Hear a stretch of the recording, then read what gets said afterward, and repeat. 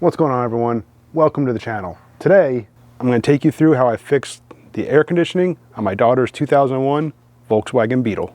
So let's start with the easy stuff first. Let me start the car up and turn on the AC. Oh, she's so short. So once the car is started and you turn the AC on, the light on the AC button comes on, but if you look close, the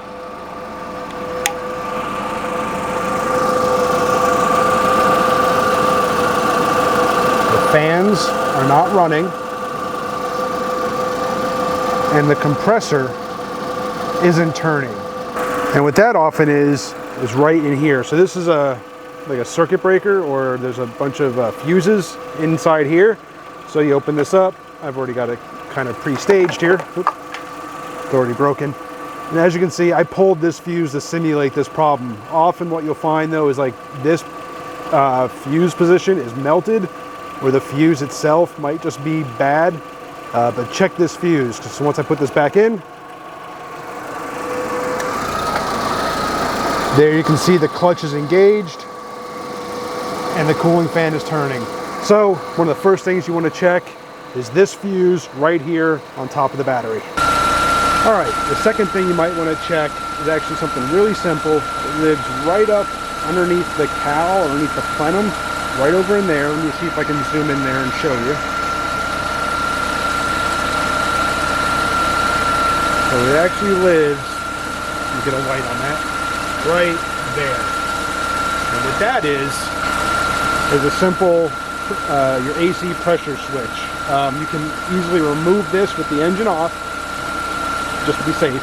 But you can remove this from the line. It's got a little Schrader valve on that, so it won't vent any refrigerant. So you can pull this out, swap it out. Something really simple. If your pressure isn't reading correctly, it will disable your AC system. So this is another thing that I replaced. Real simple. The third item you can check is your fan control module, your FCM. If you find that your compressor maybe isn't engaged, but your fans are running, there's a good chance it could be your fan control module. Now, the two connectors here, you can access from underneath the car, because this thing sits in there basically like this, and you can get to the two connectors from underneath the front of the car. But in order to remove and replace your fan control module, you have to remove the circuit breaker, remove the battery, and pull the tray, because these two bolts here on the top actually go in through, I believe it looks like it's right through the frame rail, through the top, which the only way to get to those is by pulling the battery tray. So you can replace this, and hopefully that might also be your problem. These are kind of a known failure item. The fourth item, and what ended up being my problem, was the compressor itself. Now, replacing the compressor really isn't all that difficult. The only thing you got to do first is remove your engine cover. There's actually one bolt for it right here, and then this thing will pop off. I haven't pulled the bolt off mine, so I'm not going to pull it off all the way. So once you get the engine cover off, then you can get access to your compressor. In order to do that, you pull the alternator. It's just two bolts, and then the pry bar to get it loose, and it comes right out the top here. When you do that, be sure to disconnect your battery, because the main power lug, which is right there, is live. And if you short that out, you're going to blow. There's a 100 and something amp flat fuse that's right here. Ask me how I know. I think I bought the only ones available here in the Las Vegas Valley. I blew that. It's like 110 or 130 amp fuse, flat fuse. It's really weird. That was the first car I've ever seen with one of those. But getting the compressor or getting the alternator out, like I said, just disconnect your connections, two bolts, and it comes right out the top. Once you have that out, then you can remove, let me get a light.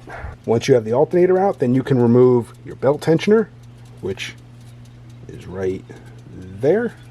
And then right below it is your compressor. Now, again, to get the compressor out, it's just two bolts, and then you have to pull the coolant lines, or the refrigerant lines, which that's one of them right there, off the back of your compressor, and those are actually held in with Allen bolts.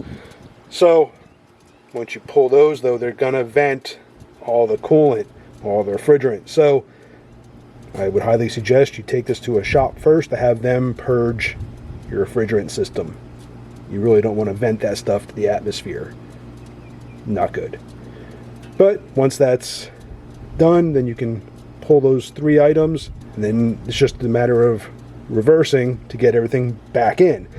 I would highly suggest getting an Allen on a long extension. It's a little difficult to get down in there. Can be done.